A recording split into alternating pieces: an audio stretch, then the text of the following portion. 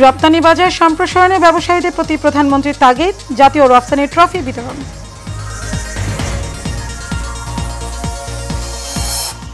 কোটা সংস্কারের দাবিতে শিক্ষার্থীদের গণপদযাত্রা, রাষ্ট্রপতির কাছে স্মারকলিপি প্রদান। না বুঝেই আন্দোলন করছে শিক্ষার্থীরা, বললেন স্বরাষ্ট্রমন্ত্রী।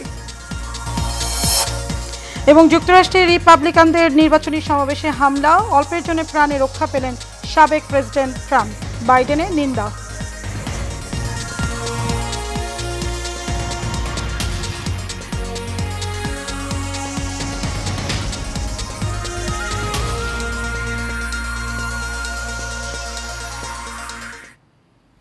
স্বাগত এশিয়ান নিউজে, আপনাদের সাথে আছে আমি মারিয়া মিকো। এতক্ষণ শুনছিলেন বিআরবি কেবল ইন্ডাস্ট্রিজ লিমিটেড সংবাদ শিরোনাম। চলে যাব পুরো সংবাদে। রপ্তানি বাজার সম্প্রসারণে ব্যবসায়ীদের তাগিদ দিয়েছেন প্রধানমন্ত্রী শেখ হাসিনা। বলেন, শুধু বিদেশি রপ্তানি নয়, পণ্য দেশের বাজারেও বাজারজাত করতে হবে ব্যবসায়ীদের। জাতীয় রপ্তানি ট্রফি 2021-22 প্রদান অনুষ্ঠানে অর্থনৈতিক কূটনীতিতে জোর দিতে বলেন প্রধানমন্ত্রী। বিস্তারিত নূর মোহাম্মদ ভুইয়ার রিপোর্টে। স্বাধীনতার 50 বছরের ব্যবধানে দেশের অর্থনীতিতে এসেছে ঈর্ষণীয় সাফল্য।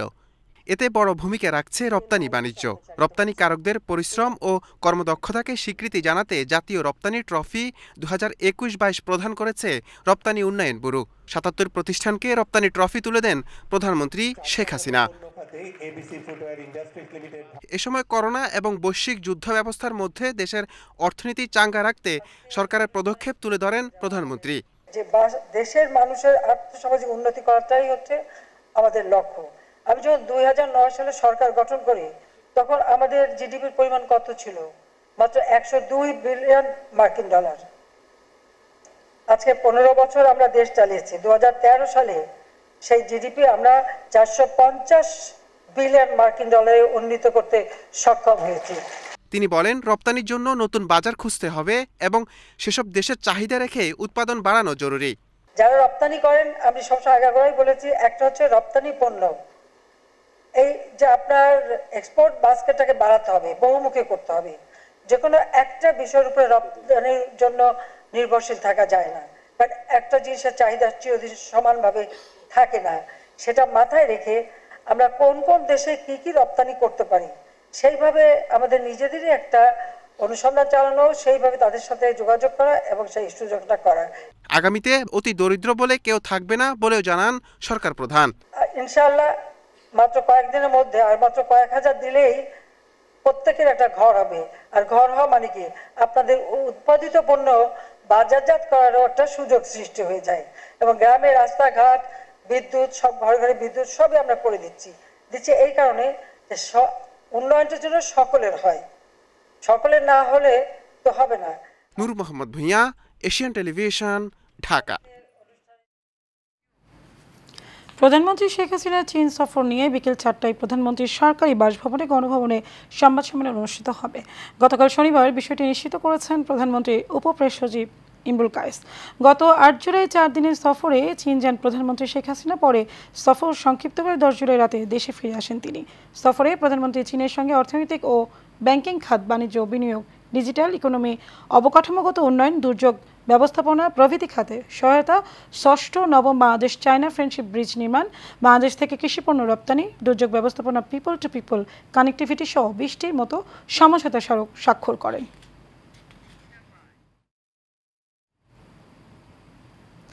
কোটা সংস্কারের দাবিতে গণপদযাত্রা করেছে আন্দোলনরত শিক্ষার্থীরা। সকালে ঢাকা বিশ্ববিদ্যালয়ের কেন্দ্রীয় লাইব্রেরির সামনে থেকে বৈষম্য বিরোধী ছাত্র আন্দোলনের ব্যানারে এই পদযাত্রা শুরু হয়। একই সঙ্গে আন্দোলনে থাকা দেশের সব শিক্ষা প্রতিষ্ঠানের শিক্ষার্থীরাও গণপদযাত্রা করেছে। এদিকে সংসদ আইন পাশের 1 দফা দাবিতে বঙ্গভবনে রাষ্ট্রপতির কাছে 12 সদস্যের প্রতিনিধি দল স্মারকলিপি প্রদান করেছে। আবির হোসেন, ক্যামেরায় এইচএমইতে রিপোর্ট। সরকারি চাকরির সব গ্রেডে কোটা বাতিল করে সংসদে আইন পাশের 1 দফা দাবিতে বঙ্গভবন অভিমুখে গণপদযাত্রা করেছে কোটা সংস্কারের আন্দোলনরত শিক্ষার্থীরা। ঢাকা বিশ্ববিদ্যালয়ের কেন্দ্রীয় লাইব্রেরির সামনে থেকে বৈষম্য বিরোধী ছাত্র আন্দোলনের ব্যানারে এই পদযাত্রা শুরু হয়।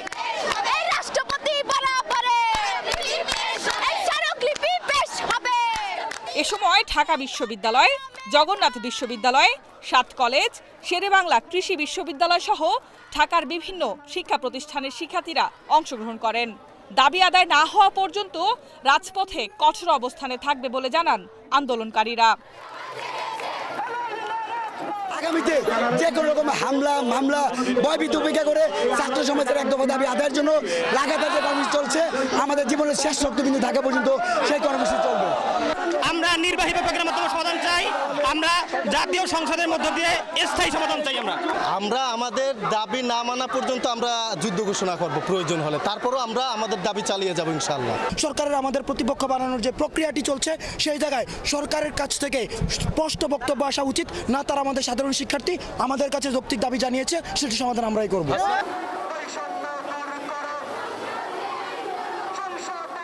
এদিকে সংসদে আইন পাশের এক দফা দাবি নিয়ে বঙ্গভবনে রাষ্ট্রপতির কাছে 10 সদস্যের প্রতিনিধি দল স্মারকলিপি প্রদান করেছে।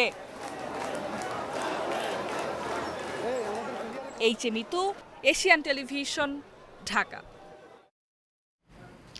এদিকে শিক্ষার্থীরা না বুঝেই কোটা নিয়ে আন্দোলন করছে বলে মন্তব্য করেছেন স্বরাষ্ট্রমন্ত্রী আসাদুজ্জামান খান কামাল। শিক্ষার্থীরা যতই মামলা তোলার জন্য আলটিমেটাম দিক, সঠিক তদন্তের মাধ্যমেই মামলার চার্জশিট দেওয়া হবে। এই আন্দোলনের পিছনে উস্কানিদাতা রয়েছে বলেও দাবি করেন স্বরাষ্ট্রমন্ত্রী। বিস্তারিত রকিব মানিকের রিপোর্ট। সকালে রাজধানীর শিল্পকলা একাডেমিতে মাদকদ্রব্যের অপব্যবহার ও পাচার বিরোধী আন্তর্জাতিক দিবস উপলক্ষে আয়োজিত অনুষ্ঠানে যোগ দেন স্বরাষ্ট্রমন্ত্রী আসাদুজ্জামান খান কামাল। অনুষ্ঠান শেষে সাংবাদিকদের সঙ্গে আলাপকালে মন্ত্রী বলেন, শিক্ষার্থীরা না বুঝেই আন্দোলন করছে, তাদের পিছনে উস্কানিদাতা রয়েছে। তাদের উস্কানিদাতারাও বেড়ে যাচ্ছে, তাদের ভুল পথে নেওয়ার লোকেরও অভাব থাকবে না এবং সেই ধরনের ঘটনা ঘটছে। যেহেতু একটা ঘটনা ঘটছে, এটা তদন্ত হবে, তদন্ত হওয়ার পরে পরবর্তী সিদ্ধান্ত আমরা গ্রহণ করব। অনুষ্ঠানে স্বরাষ্ট্রমন্ত্রী আরও বলেন, মাদকের বিরুদ্ধে সরকার জিরো টলারেন্স নীতি গ্রহণ করেছে। মাদক প্রতিরোধে সব ধরনের পদক্ষেপ নিয়েছে আওয়ামী লীগ সরকার।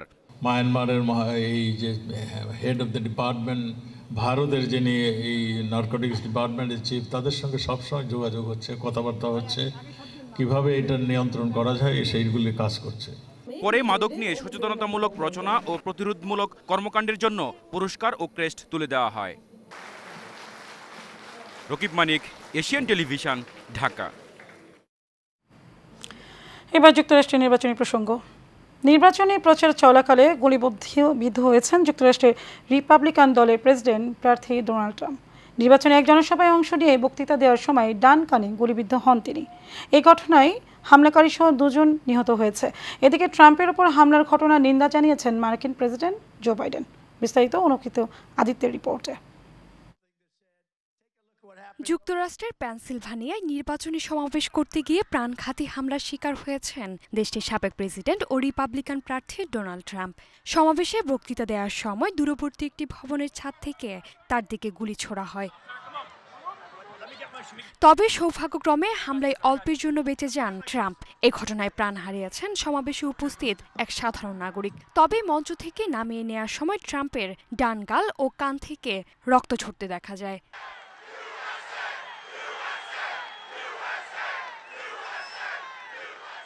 এদিকে ঘটনার পরপরই সিক্রেট সার্ভিস অ্যাসল্ট টিমের হাতে হামলাকারী স্নাইপারও নিহত হয়েছেন।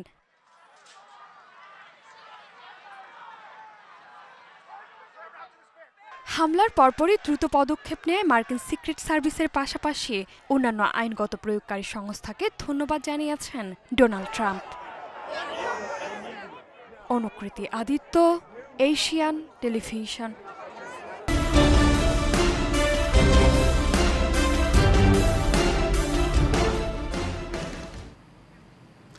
নেত্রকোনায় আটপাড়ে এক কলেজের সাইনবোর্ডের আড়ালে চলছে 2 কলেজ। শুধু তাই নয়, নিয়োগের নামে প্রতারণা, অর্থ আত্মসাৎ, ব্যানবেইজের তথ্য বিভ্রান্তি সহ উপবৃত্তি ও শিক্ষাবৃত্তির প্রলোভনে প্রতারণার অভিযোগ উঠেছে কলেজ অধ্যক্ষের বিরুদ্ধে। এ বিষয়ে তদন্ত সাপেক্ষে ব্যবস্থা গ্রহণের আশ্বাস সংশ্লিষ্ট প্রশাসনের। নেত্রকোনা প্রতিনিধি আলামিনের তথ্যচিত্রে বিস্তারিত জানাচ্ছেন শেখ ফাইম। নেত্রকোনার আটপাড়া উপজেলায় এক কলেজের ভেতর চলছে 2 কলেজ। প্রবেশমুখের গেটে নাম ফলকে দি ওয়েস্টার্ন কলেজ থাকলেও ভেতরে দুর্গাশ্রম মহিলা বিএম কলেজ নামে আরও একটি প্রতিষ্ঠান রয়েছে। 2019 সালে দুর্গাশ্রম মহিলা বিএম কলেজটি এমপিওভুক্ত হলেও সেই সাইনবোর্ড নেই কলেজের গেটে। তবে নন এমপিও দি ওয়েস্টার্ন কলেজের সাইনবোর্ড টাঙানো রয়েছে বেশ বড় করেই। এর মাঝেই কলেজটির অধ্যক্ষের বিরুদ্ধে উঠেছে অব্যবস্থাপনা ও অনিয়মের অভিযোগ।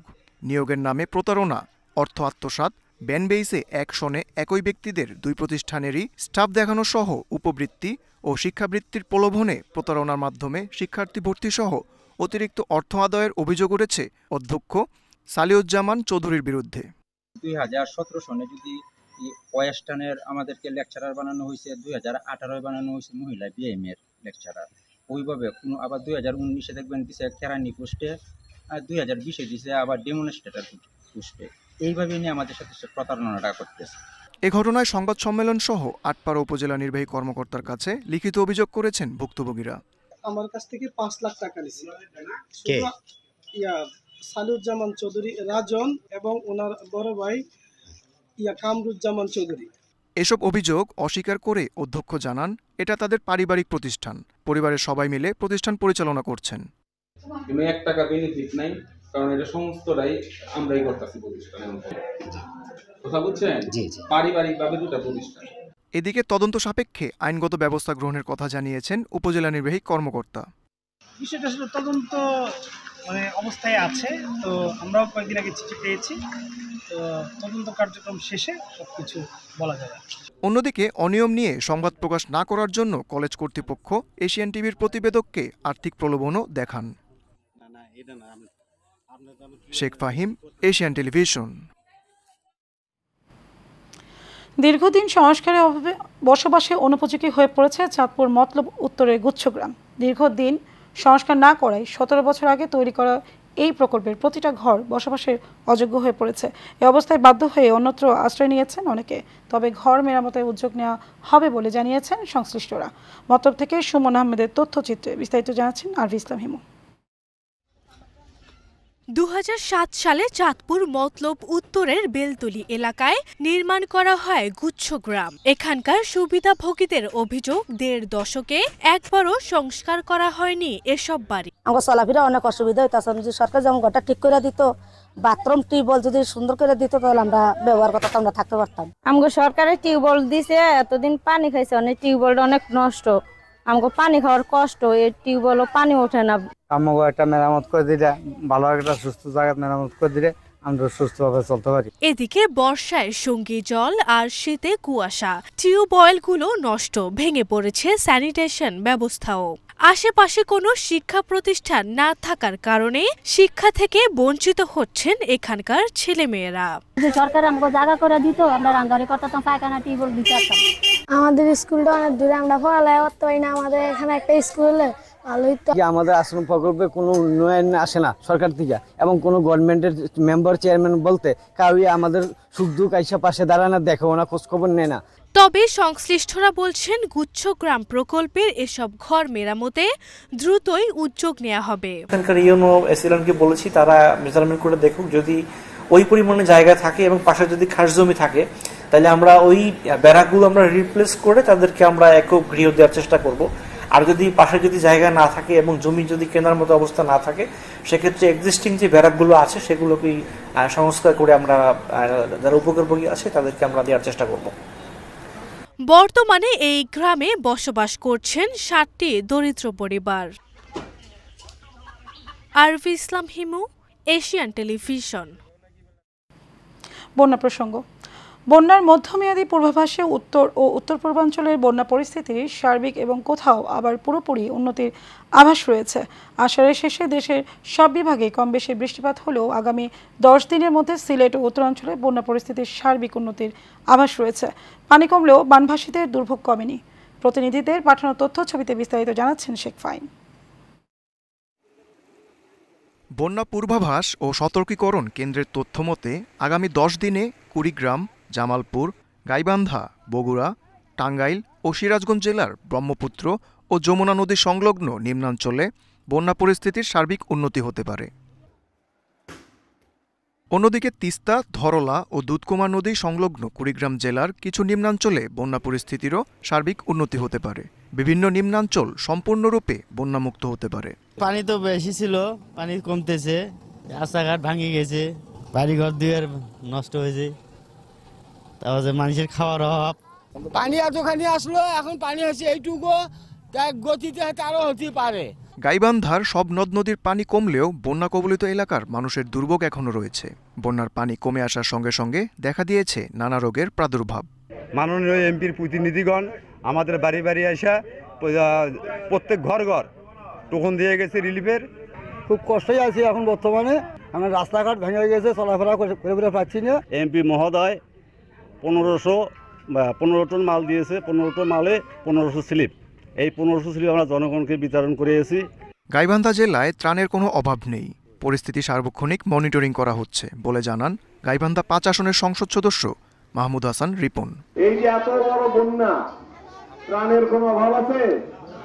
বন্যায় যে ক্ষয়ক্ষতি হয়েছে, বন্যার পরবর্তীতে ক্ষয়ক্ষতিগুলো বন্যা নেমে যাওয়ার পর ক্ষয়ক্ষতি নিরূপণ করে আমরা সেখানে পুনর্বাসন সহ যাদের বাড়িঘর ভেঙেছে বাড়ি করে দিব, যাদের রাস্তাঘাটের সমস্যা হয়েছে রাস্তা করে দিব। তবে ভারী বৃষ্টির কারণে দেশের প্রধান নদীগুলির পানি সমতলে স্বল্প মেয়াদে আবারও বাড়তে পারে। Sheikh Fahim, Asian television.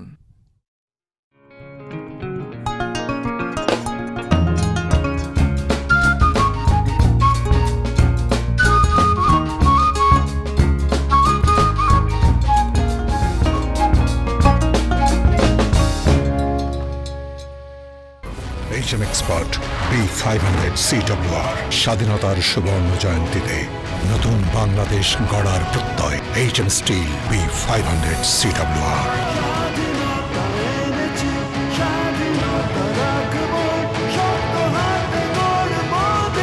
HM Steel।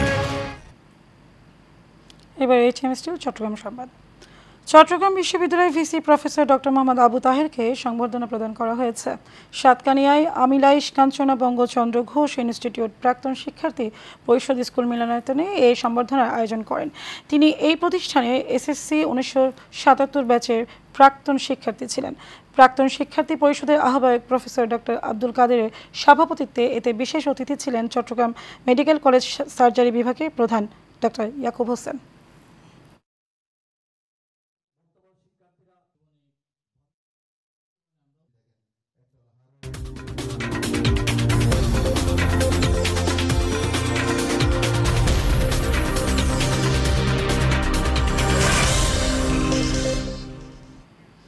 জানাবো খেলার খবর। ইউরো চ্যাম্পিয়নশিপের ফাইনালে মুখোমুখি হচ্ছে স্পেন ও ইংল্যান্ড। বার্লিনের অলিম্পিক স্তাদিওনে বাংলাদেশের সময় রাত 1টায় খেলাটি শুরু হবে। সেমিফাইনাল 2 দলই কঠিন লড়াইয়ের পর ফাইনালের টিকিট নিশ্চিত করেছে। বিশ্বকাপের ফাইনালিস্ট ফ্রান্সকে হারিয়ে স্পেন ও নেদারল্যান্ডসের বিরুদ্ধে পিছিয়ে পড়েও শেষ পর্যন্ত টানা দ্বিতীয় ইউরোর ফাইনালে খেলার যোগ্যতা অর্জন করেছে ইংল্যান্ড। নিজেদের মুখোমুখি শেষে 5 ম্যাচের লড়াইয়ে ইংল্যান্ডের বিপক্ষে 2টি জয়, 2টি হার ও 1টিতে ড্র করে স্পেন।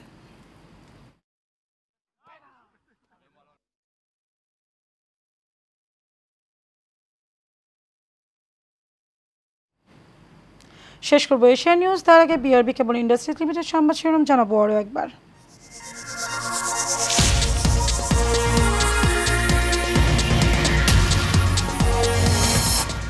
রপ্তানি বাজার সম্প্রসারণে ব্যবসায়ীদের প্রতি প্রধানমন্ত্রীর তাগিদ, জাতীয় রপ্তানি ট্রফি বিতরণ।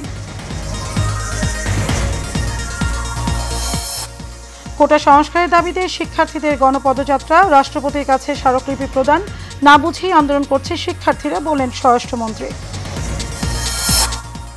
এবং যুক্তরাষ্ট্রের রিপাবলিকানদের নির্বাচনী সমাবেশে হামলা, অল্পের জন্য প্রাণে রক্ষা পেলেন সাবেক প্রেসিডেন্ট ট্রাম্প, বাইডেনের নিন্দা।